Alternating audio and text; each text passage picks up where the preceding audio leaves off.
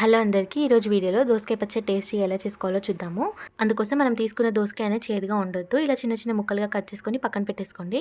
ఇప్పుడు ఒక కడాయిలోకి పల్లీలు వేసుకోండి, ఒక హాఫ్ కప్ వరకు. ఇలా బాగా ఫ్రై చేసుకున్నాక ఇందులోనే పావు కప్ వరకు నువ్వులు వేసుకొని బాగా ఫ్రై చేసుకొని పక్కన పెట్టేసుకోండి. ఇప్పుడు మళ్ళీ కడాయిలోకి ఆయిల్ వేసుకొని పచ్చిమిర్చిని బాగా ఫ్రై చేసుకొని పక్కన పెట్టేసుకుందాము.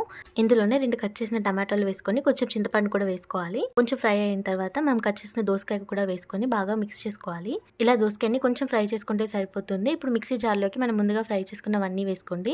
ఇందులోనే వెల్లుల్లి, కొంచెం జీలకర్ర వేసుకొని బాగా గ్రైండ్ చేసుకోండి. ఇప్పుడు ఇందులోనే మనం ఫ్రై చేసుకున్న టమాటో, ఇంకా దోసకాయ, ఇంకా కొంచెం సాల్ట్ వేసుకొని గ్రైండ్ చేసుకోండి. ఇది ఇలాగే డైరెక్ట్గా తినేయచ్చు, లేకపోతే పోపు కూడా వేసుకోవచ్చు. పోపు కోసం కడాయిలోకి కొంచెం ఆయిల్ వేసుకోండి. ఇందులోనే కొంచెం శనగపప్పు, కొంచెం మినపప్పు, కొంచెం జీలకర్ర, కొంచెం ఆవాలు, ఇంకా ఎండుమిర్చి వేసుకొని బాగా మిక్స్ చేసుకోండి. ఇవన్నీ ఫ్రై అయ్యాక మన పచ్చడిని కూడా వేసుకొని బాగా మిక్స్ చేసుకోవాలి.